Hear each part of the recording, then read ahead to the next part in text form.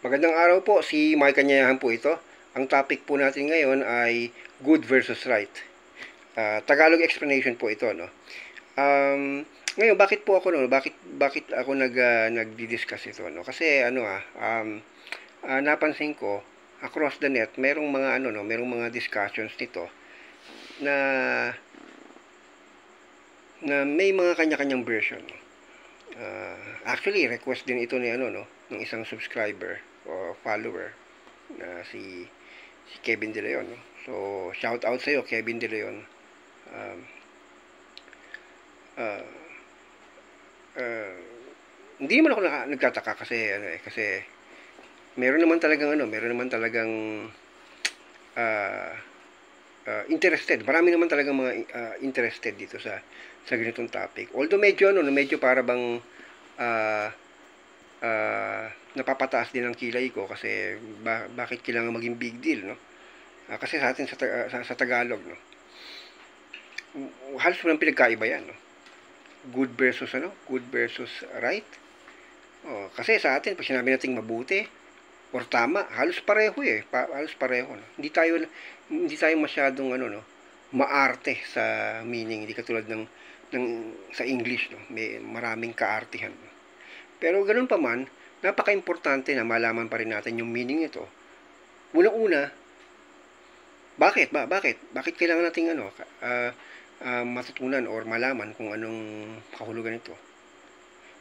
Dahil syempre sa pagtuklas, no, ng ano ang makabubuti sa atin o kung ano ang tama. Dapat alam natin kung ano ang kahulugan ng tama at kahulugan ng mabuti. So hindi natin malalaman kung ano makabubuti kung mismong yung kahulugan ng kabutihan or mabuti ay hindi natin alam. Ganun din sa tama, no? So baka mamaya paghalu-haluin natin, no? Kaya yun, nakakalito, no? So yun yung purpose, no?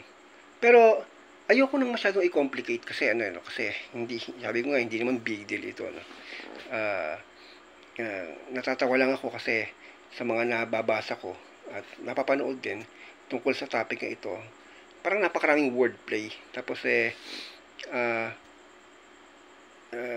kanya-kanyang invento ng ng meaning o description. Tapos rhetoric, no? May mga rhetoric pa na kulang na lang tumula, no, para makapag-agitate or mag-inspire, no, gamit yung yung figurative speech.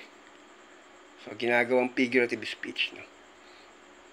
Ang nakakatawa rito kasi yung mga nag-explain pare-parehong mga native English speakers, no, na magkakaiba ng mga sinasabi. So, may mga dictionary naman tayo na pwedeng i-reference to, no. Minsan kahit sa dictionary, 'di ba, general parang kaya nagiging nagkakaroon ng iba't ibang mga pananaw, no? Pero doon lang siguro sa etymology, no. So magkaiba ang etymology niyan. So yung good, ang etymology nito ay galing to sa Germanic language na nag-evolve sa Old English na may spelling na God at ang pronunciation ay long O, got. Parang letter T pa nga yung bigkas, God. Got. Sa Old English siya. Ang kahulugan niya ay beneficial. Beneficial. So, sa right naman, ang etymology niya, Germanic din, then nag-evolve sa Old English na may spelling na R-I-H-T or rit, no? Adjective yun, no? Written, no? Verb, no? R-I-H-T-A-N o rite, R-I-H-T-E yung naman yun, yung adverb, no? Tapos may relation ito sa Latin word na rectus. So, ang kahulugan ng rectus naman ito ay ruled, no? So, pero itong itong Old English na to, no, writ, no? or right, no? Right, basa na siguro nito. Ang kahulugan nito ay moving in straight line or straight, no? So, pag sinabi straight, straight. Pag hindi straight, hindi na siya right. So that's why pag sinabing right, right. Pag hindi right, wrong siya. Pero sa good, di ba? Kasi yung root word niya is beneficial. So, merong degree yun. So, ibig sabihin, that is good. Pwede ka magtanong na, how good is it? O, di ba? Pero sa right, hindi ka pwedeng magtanong na, how right is it? Kasi ang tama ay tama, walang degree yan. So, pero, ang good tsaka ang right, pwedeng maging relative, no? So, ibig sabihin, what is good for you may not be good for me. Ganun din sa right. What is right in another country may not be right here in our country. Okay, so example, magbigay nila ako ng example ng relativity na yan. No? So, okay, halimbawa, depende sa kondisyon ng katawan mo, no? Sabihin mo,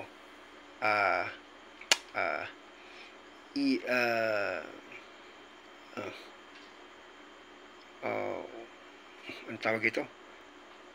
Jogging is good for health, no? Pero hindi mo pwede sabihin good para sa lahat yan. Paano doon sa mga matatanda na merong joint problem, no? So, jogging may not be good for them. No? So, yun. So, relative, no? Ganun din sa right, no? So, halimbawa, sa Islam, no? Para sa lalaki, marrying 2 or more women is right. So, pero dito sa sa lipunan natin na predominantly Catholic or Christian, that's wrong. Marrying only one woman is right. So, yun. Pero walang degree yun. No? Example, sige, walang degree. To stop when the red light is on, sa traffic, no, traffic light, no? To stop when the red light is on is right. Hindi mo pwedeng itanong na, how right is it? Hindi, basta tama ay tama. Ngayon, pag hindi ganoon, mali. So, yun. Pero sa good,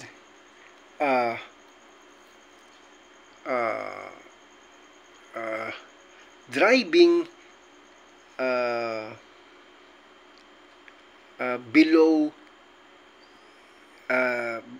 below 80 kilometers per hour is good. So yun, pwede ka magtanong, how good is it? Yun, marami ka na sasabihin, ganyan, kasi hindi ka ma-aksidente, less fuel consumption, mas more control of the blah blah blah. Tapos ma-enjoy mo yung marami yun, how good is it? So yun, kasi nga ang root word niya is beneficial, no? At yung right naman matuwid. So therefore, yung pagiging beneficial may grade siya. Kaya nga meron tayong good, better, best, di ba? So, sabihin, pag beyond good na siya is better na siya. Ganon din sa sa philosophy, no? Sa ethics, no? Especially sa ethics, no? Mula nung panahon ni Socrates hanggang sa mga bagong school of thoughts, iba't ibang pananaw tungkol sa kahulugan ng good. At iba't ibang level din. Kaya may tinatawag pang the highest good or summum bonum, no? So, pero wala kang masasabing the highest right or the ultimate right or very right, no? Right is right, no? So, yun. Kaya nga kung magbibigay ako ng example, no?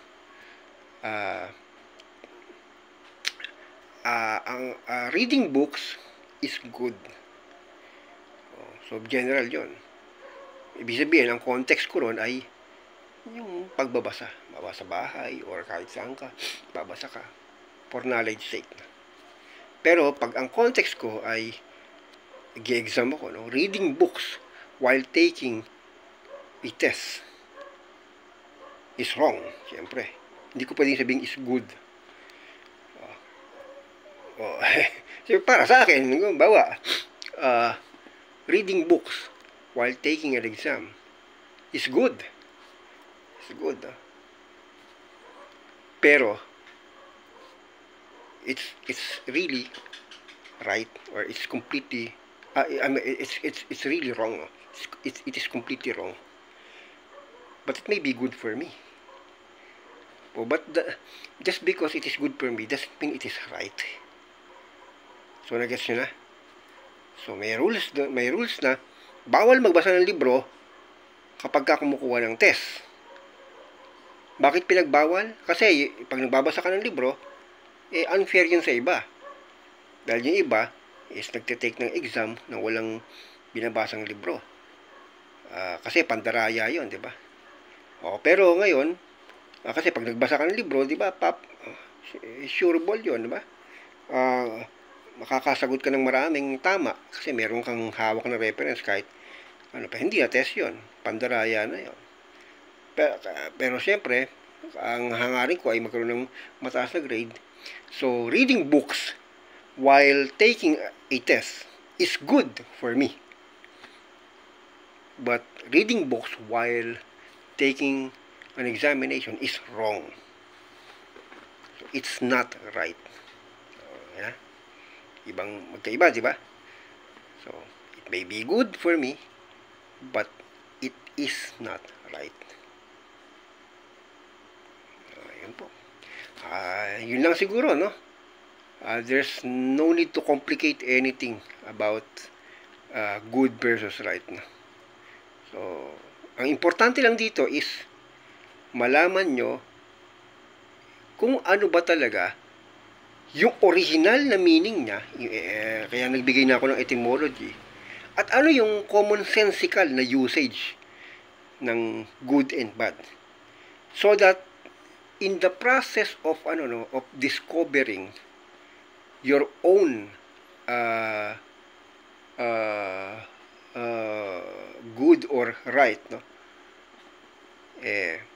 Madali na sa'yo dahil alam mo mismo kung ano ang hinahanap mo. Kasi mahirap maghanap or mahirap tuklasin kung ano mabuti kung di mo alam ang tunay na kahulugan kung ano ang mabuti. Ganon din sa pagiging tama. Paano mo aalamin kung ano ang tama kung mismong hindi mo alam ang kahulugan ng pagiging tama. O yun lang po. Hanggang dito na lang po. Ito po si Mike Kanyayahan. Kita-kita tayo sa next episode. May the force be with you.